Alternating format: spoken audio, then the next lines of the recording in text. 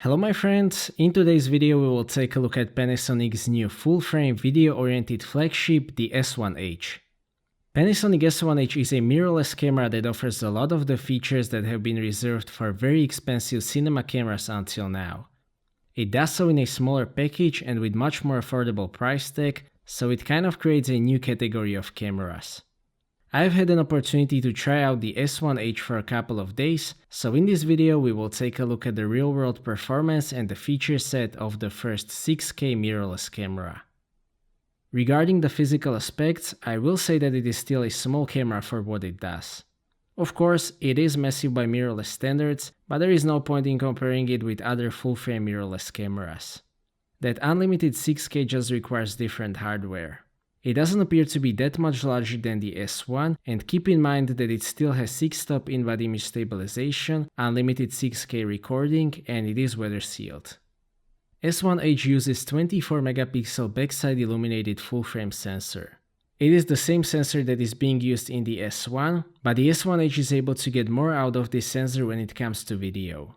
First of all, it shoots by far the most detailed video out of any camera that I've ever tested.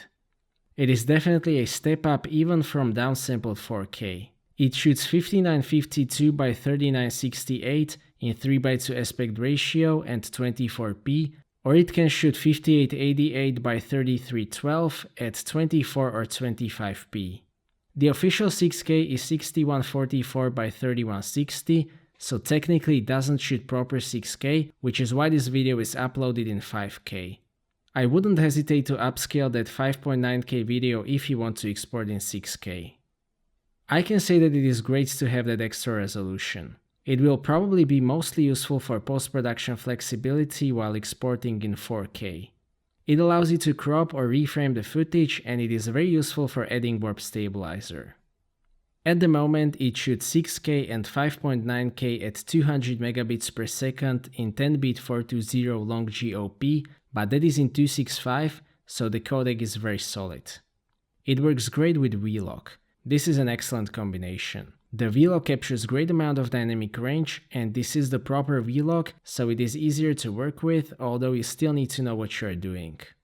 It gives you great flexibility in color grading, so you should be able to achieve your desired look pretty easily.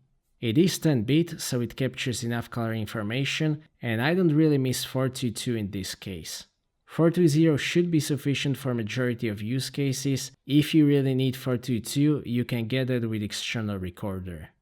Surprisingly, I had no issues with the files. My Ryzen 3700X in combination with 32GB of RAM and GTX 1060 had no issues with the playback in VLC. It is the same thing in Premiere Pro, everything ran smoothly, so no problems here. If you don't want to shoot 5.9K, you can shoot lower resolutions like 4K DCI, which is possible with 10-bit 422 and 400 megabits per second all-intra codec. This footage looks great as well, of course, but that 5.9K is the star of the show here. The files are more than good enough, not huge and easy to work with, so I recommend sticking with 5.9K if you can. It will be possible to shoot RAW using external recorders such as Atomos Ninja 5 later on. Probably the only downside is that it still shoots cropped Super 35 or APS-C 4K 60p, which seems to be a sensor limitation. The video quality in this mode is still very nice, so it is a good option to have. The colors remind me of Panasonic GH5S, which is a good thing. The S1 has a bit of Canon style colors with warm tones, which is what I personally don't like that much, but the S1H seems to be more accurate and neutral. I also like to shoot in flat picture style, which leaves some flexibility for post-production, but it is much easier to work with in comparison with the V-Lock. Regarding the low-light performance, S1H has dual native ISO and it is excellent. ISO 3200 is incredibly clean and usable with no issues at all. ISO 6400 is great as well.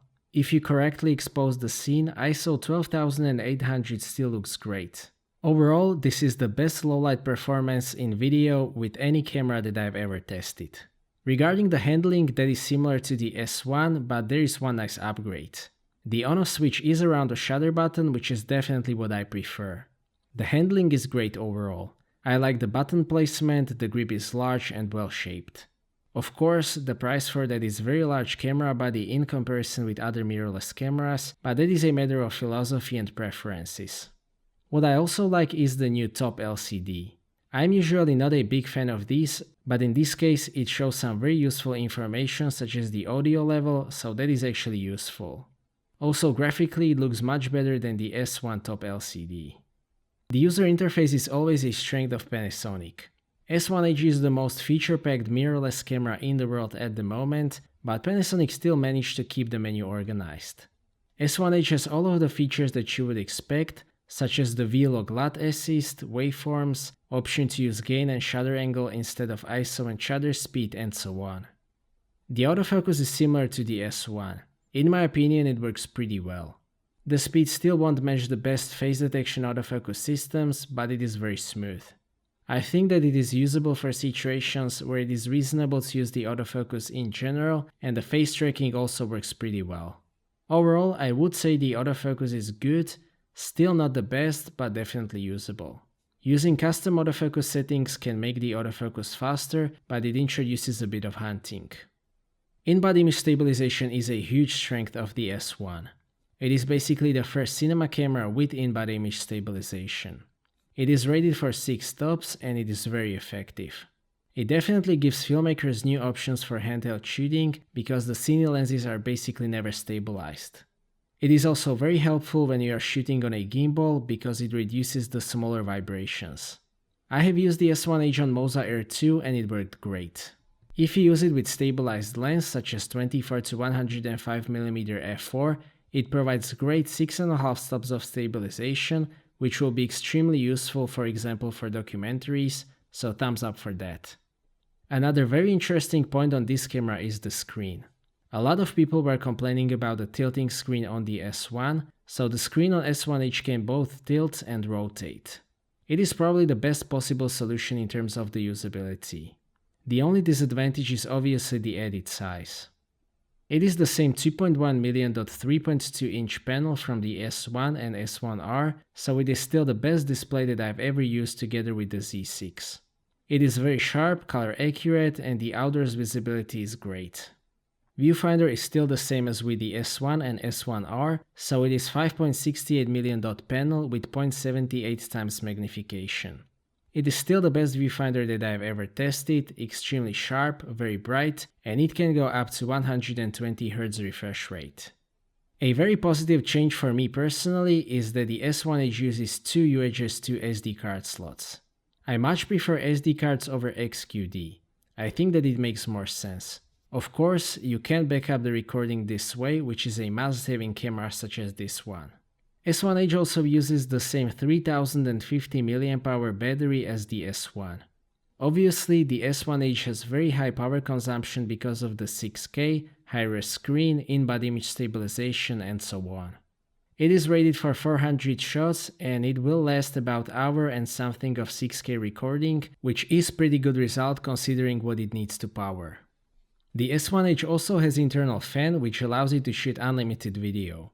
I haven't noticed the fan at all during my short testing, so to be honest, I'm not sure when it will turn on. It seems that it is not needed for shorter clips. Despite the vents, the S1H is still weather sealed according to Panasonic. Regarding the stills, the S1H is basically as good as the S1.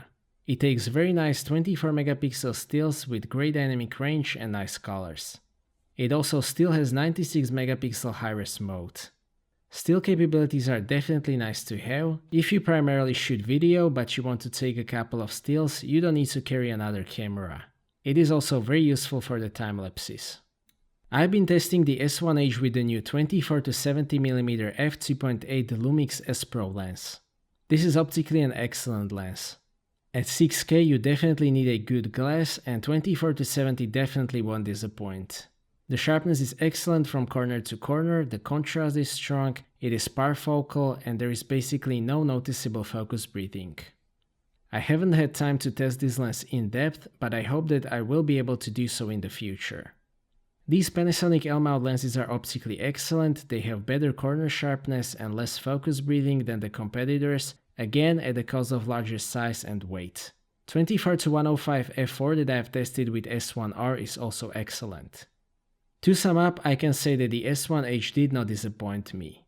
6K is definitely a step up. There will always be the same talks. Do we need Full HD? Do we need 2.7K, 4K, 6K, 8K? I won't go into that in this video, but those who knew how to use it can definitely benefit from 6K. Let's put it that way. The S1H provides the best video quality and low light performance of any mirrorless camera on the market, and it also beats a lot of cine cameras. I also really like the implementation of the 6K. 200 megabits per second H.265 files are a great compromise between the captured information, storage space, and the requirements for editing computer.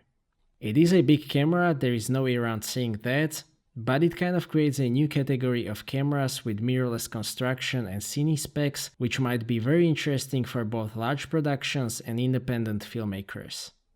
Basically, the only complaint that I have is that the 4K 60p is not available in full frame mode, but now there are some lenses that can compensate for that. The autofocus is usable and useful, for example for documentary shooting, but there is definitely a room for improvement there. Overall, I think that the S1H is a great camera, the price is really good for what it does, so I can recommend it as an A camera for independent filmmakers and also as a B camera for larger productions.